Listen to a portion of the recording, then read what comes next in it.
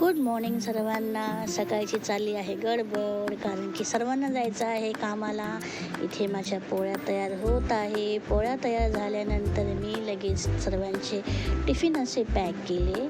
एवढे टिफिन तुम्ही म्हणतच असाल ना, मेस चालवते का काय? तर नाही हो, हे घरचंच टिफिन आहे. सर्वच कामाला जातात.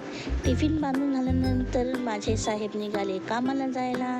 त्यांना म्हणलं की मला एक स्माईल तर करा, पण काहीच न बोलता बाय केलं. आणि मम्मीची देखील हे माझ्या मम्मीची गडबड चालू होती. तिला पण ऑफिसला जायला खूप लेट झालं होतं, त्यामुळे ती खूप अशी घाई करत होती. घाईमध्ये पटापट असा तिने टिफिन भरला, तिची बॅग पॅक केली आणि मग ती पण निघाली ऑफिसला जायला. ऑफिसला गेल्यानंतर मग मी थोडासा टाईमपास केला, मम्मीला असं बाय केलं. त्यानंतर मग झालं माझं जेवणाची वेळ. टी व्ही पाहता पाहता असं जेवायला बसली. जेवण झाल्यानंतर मग आपली घरची कामे जी मी अशी पटापट आवरली, कारण की आज जायचं होतं मला ग्रॉसरी शॉपिंगला. किचन ओटा साफ केला, घरची सर्व कामं आवरली. मग मी निघाली ग्रॉसरी घ्यायला. ग्रॉसरी घ्यायला निघाले.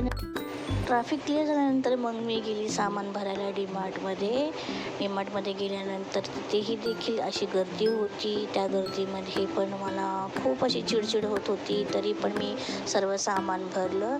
सामान भरून झाल्यानंतर लक्षात आलं की मी तेल ते घ्यायचं विसरली. मग ते घेण्यासाठी मी परत गेली. परत मग तेलाचा डब्बा मी घेऊन आली.